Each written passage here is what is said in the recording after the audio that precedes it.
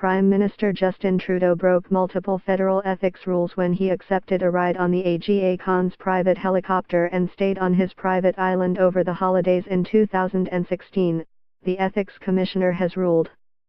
In a ruling posted on the website of the Office of the Conflict of Interest and Ethics Commissioner Wednesday morning, Commissioner Mary Dawson said that her investigation into 2 complaints about the trip found that Trudeau violated the Conflict of Interest Act when he and his family accepted the trip, but also dismissed several of the specific violations brought within those complaints. Read more: Why Justin Trudeau's trip to the Aga Khan's Island matters.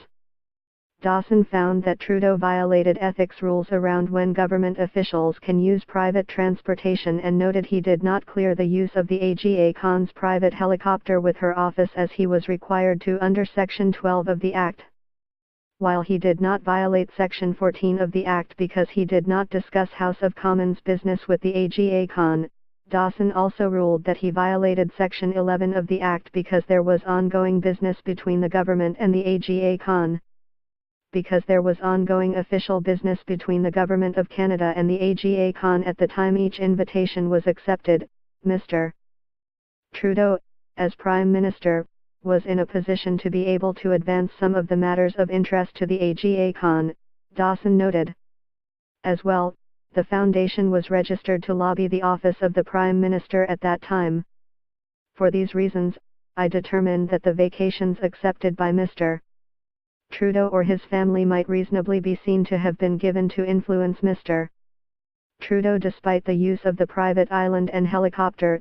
That trip cost taxpayers roughly $200,000.